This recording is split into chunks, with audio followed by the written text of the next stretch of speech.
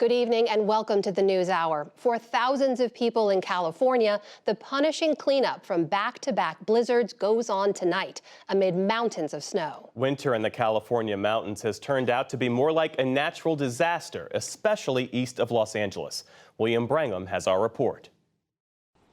As snow continues to blanket various parts of California, residents are still trying to find ways to get out from under it. Patricia Derleth lives in a mobile home complex in the San Bernardino Mountains, where at least 10 feet of snow has fallen. This place is a disaster zone.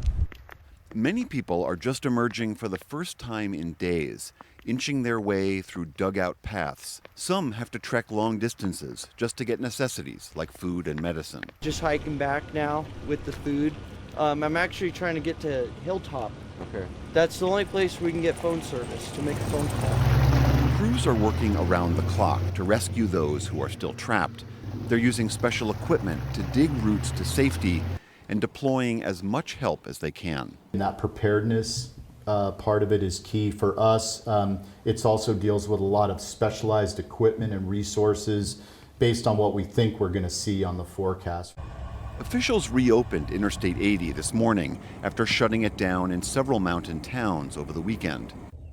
But California isn't done with this extreme weather yet. More snow and later rain is predicted for this week. That heavy combination could collapse more roofs and cause other structural damage. Meanwhile, winter weather is again hitting the Midwest. Minnesota woke up today to snow-covered roads and high winds, as did much of the Great Lakes region. The Northeast is girding for its arrival next. For the PBS NewsHour, I'm William Brangham. All told, 13 counties in California are under states of emergency because of the massive snowfall. It's been 1 month since a deadly earthquake rocked the Turkey-Syria border region, and the UN is warning that it does not have the funds to help. The world body says an appeal for $1 billion to help survivors is only 10% funded.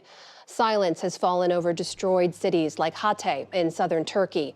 The UN says hundreds of thousands of people still need humanitarian aid.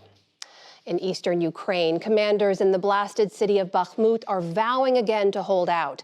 A non-stop Russian assault continued today, and one Ukrainian officer described the situation as utter hell. Drone footage from inside Bakhmut showed miles of scarred ruins. A military spokesman told Ukrainian TV that defenders are under constant pressure. It's tough. The enemy's assaults happen all the time. They try to capture our positions. Small groups attempt to carry out assaults. In the past couple of days, the number of people in those groups has increased. But so far, they've failed. U.S. Defense Secretary Lloyd Austin said today that even if the Russians finally capture Bakhmut, it would be a symbolic victory only. Back in this country, more than 20 people faced domestic terrorism charges in Atlanta after a violent protest on Sunday. It happened at a construction site for a new police training center. Surveillance video showed demonstrators throwing flaming bottles, fireworks, and rocks. Construction equipment was also set on fire. The project has been a flashpoint for months. Police shot and killed one protester in January.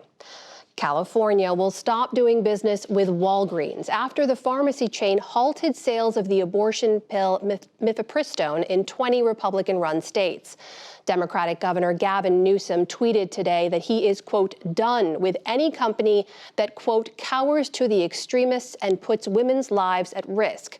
Newsom ordered state-funded insurance plans to review all dealings with Walgreens. The U.S. Transportation Department says 3 top airlines have agreed to eliminate family seating fees in some cases. American, Alaska, and Frontier Airlines say they will let parents with young children sit together at no extra cost if seats are available at booking. Those carriers will get a green check mark on a new dashboard that went online today. And Wall Street mostly marked time today. The Dow Jones Industrial Average gained 40 points to close at 33,431. The Nasdaq fell 13 points. The S&P 500 was up 2. Still to come on the NewsHour, Iran vows to punish anyone found responsible for the poisoning of school-age girls. Speeches by leading Republicans highlight the choice voters face on the direction of their party. remembering an activist's lasting contributions to disability rights, plus much more. This is the PBS NewsHour from WETA Studios in Washington and in the West from the Walter Cronkite School of Journalism at Arizona State University.